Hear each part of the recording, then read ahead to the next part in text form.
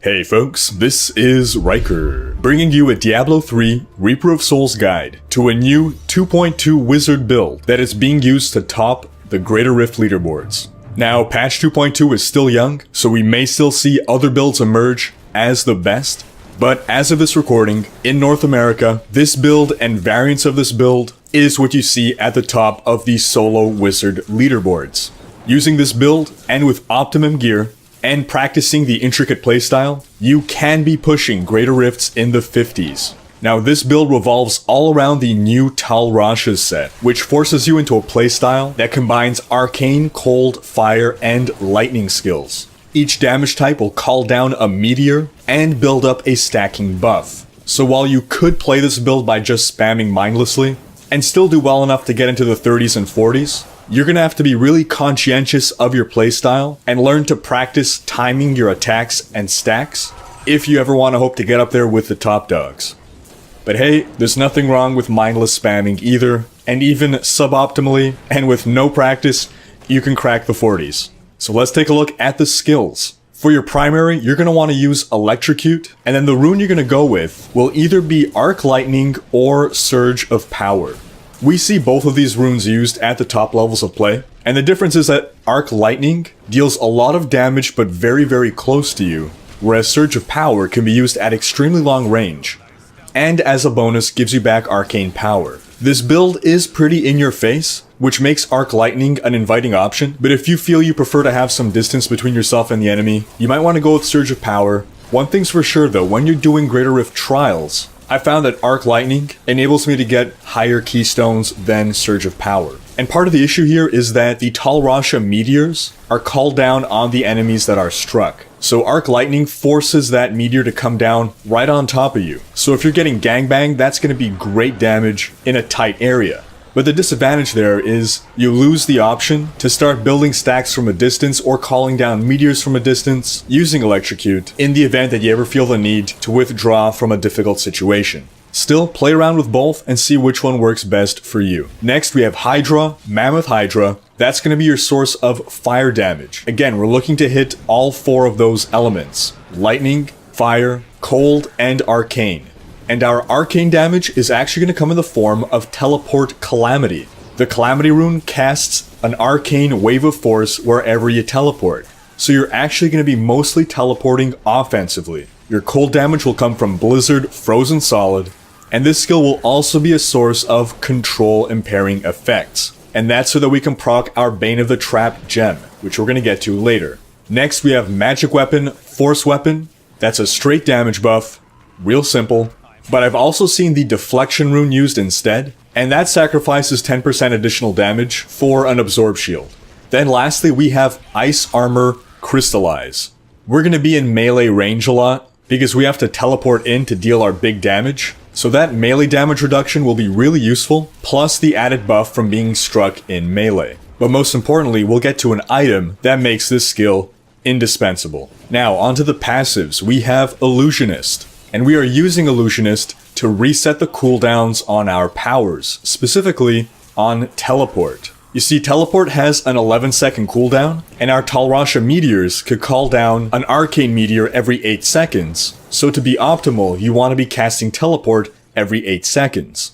Instead of stacking cooldown reduction, Illusionist actually makes you benefit from taking damage in melee in order to reset Teleport, cast more meteors, or even use Teleport defensively in case you're taking too much damage and need to withdraw. Next we have Arcane Dynamo, and we're using this to buff our big hits. Next, Elemental Exposure. The premise of the Tal Rasha set is basically an expansion of the core design philosophy behind Elemental Exposure. You want to be damaging enemies with all four elements so that you can build up damage stacks and ultimately maximize the impact of your meteors. Lastly, we have Unstable Anomaly. This is your free resurrection power, and used just as often actually is Blur, which just decreases damage taken by 17%. Again, use whichever one you prefer. Since you're going to be a very aggressive melee-focused wizard, taking less damage may actually be beneficial over a free res every minute, but go with what you prefer.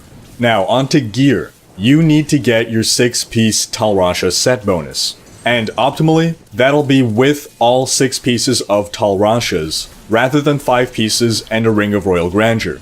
What we most commonly see among the top players is a Tal Rasha helm, chest, belt, pants, offhand, and amulet, and that's so that you can swap out the gloves for Tasker and Theo. And you'll want to combine the Tasker and Theo with the Serpent Sparker. The Serpent Sparker allows you to have 2 Mammoth Hydras out, and Tasker and Theo buffs those Hydras.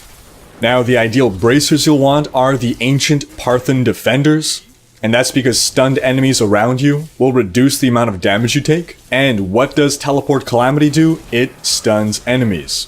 So right when you teleport in and you're in the thick of things, and at your most vulnerable, your Ancient Parthans are giving you a nice survivability boost. For your boots, Nilfr's Boast is indispensable to this build. This massively buffs your meteor damage, and further buffs it when a meteor only strikes 3 enemies or fewer.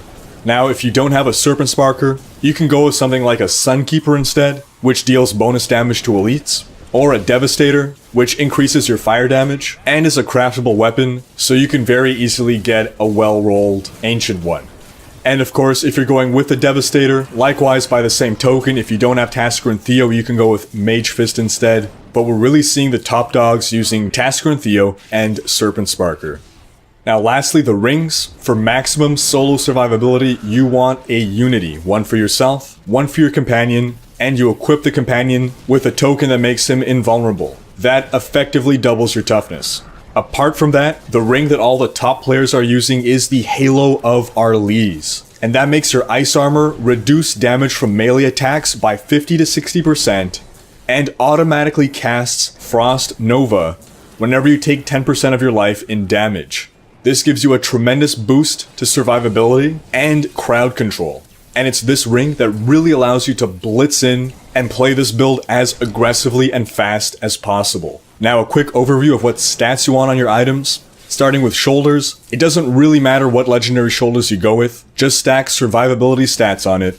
For your helm, you want intelligence, crit chance, meteor damage, and a socket with an amethyst in there. For the amulet, normally, before 2.2, the perfect amulet in general across all builds and classes was socket, crit damage, crit chance, and elemental damage.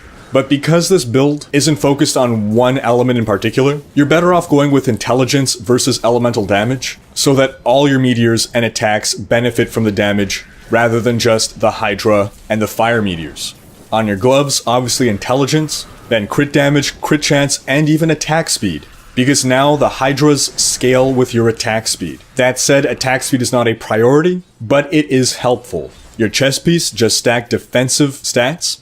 Your bracers, you want fire damage, intelligence, vitality, and crit chance. And the reason we're going for fire here is because of all the individual sources of damage you'll be dealing, the Mammoth Hydras will be the biggest contributor. Your belt, defensive stats, your pants, defensive stats, your boots, defense, and meteor damage. Just make sure that you're able to max out on move speed with Paragon points, otherwise you'd want intelligence, vitality, move speed, and meteor damage. Of course you want your rings to have a socket, and apart from that, prioritize critical hit damage, critical hit chance, and in the case of a Unity, elite damage. And then for your legendary gems, Bane of the Trapped is an absolute must. It'll be applying its bonus damage almost all the time. Then the next legendary gem we want is Pain Enhancer, because the attack speed buff will really increase the damage of your Hydra and Electrocute. And then lastly, the top players seem to be split on Esoteric Alteration and Molten Wildebeest's Gizzard. Both of those are defensive gems, so go with whichever one you have higher level. As far as Paragon points go, get your total move speed up to 25%, then dump everything else into Intelligence.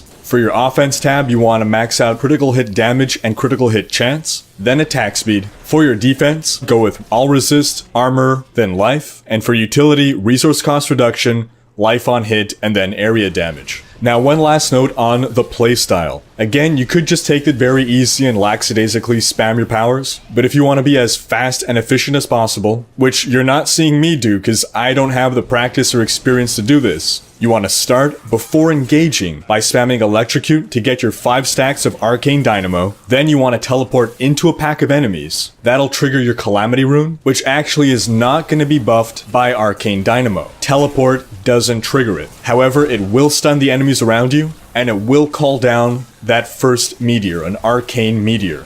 Plus, you're going to get your first stack of Tal Rasha. Immediately upon teleporting, you cast Hydra. That will get you your second stack and call down a second meteor. The Hydra will benefit from Arcane Dynamo. Then you cast Blizzard to keep the enemies stun locked, build up a third stack, and call down a third meteor.